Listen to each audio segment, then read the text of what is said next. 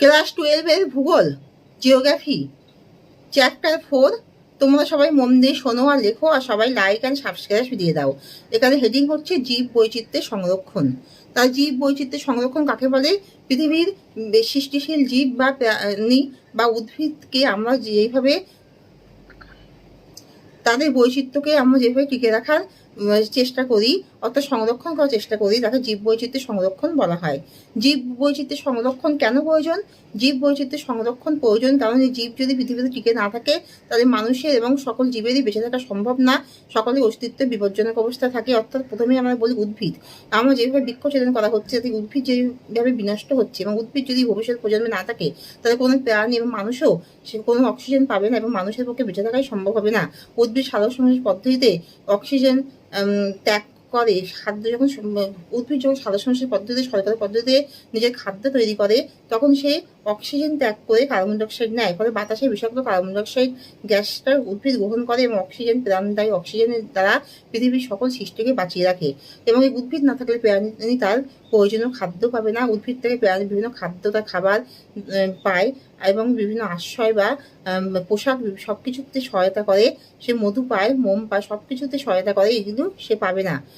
এবং যে সে কাঠ পায় উদ্ভিদ থেকে, তার থেকে বিভিন্ন আসবাবপত্র তৈরি হয়।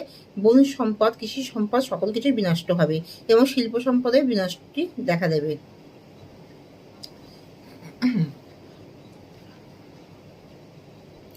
আর হলো প্রাণী জগৎ যদি বিলুপ্ত হয় তাহলে উদ্ভিদ এই যে প্রাণী উপরে যে মানুষ নির্ভরশীল হয় এবং একটি প্রাণী অপরের প্রাণীর উপর নির্ভরশীল হয়, অর্থাৎ এই জীবের এই বৈচিত্র্যের এই ভারসাম্যই হারিয়ে যাবে। অর্থাৎ মানুষও বাঁচতে পারবে না, কারণ মানুষ প্রাণীর উপরে নির্ভর করে। প্রাণীর মাংস, মাছ, মৎস্য খায় এবং প্রাণীর পশুর লোম থেকে সে নানা রকমের গরম পোশাক তৈরি করে এবং পশুর চামড়া তার থেকে সে কাজে লাগায় এবং দুগ্ধ শিল্পের উন্নতি হয়। দুগ্ধ থেকে নানা রকমের মিষ্টান্ন উৎপন্ন হয়। সকল দিক থেকে মানুষ যে প্রাণী জগতের উপর নির্ভরশীল, উদ্ভিদ প্রাণীর উপর নির্ভরশীল, তাহলে মানুষের এই বেঁচে থাকাই সম্ভব হবে না। তাই উদ্ভিদ ও প্রাণী সবকিছু বৈচিত্র্যের সংরক্ষণ করা প্রয়োজন। উদ্ভিদ ও প্রাণীর এই বৈচিত্র্যের সংরক্ষণের জন্য মানুষ কি কি পদক্ষেপ গ্রহণ করতে পারে?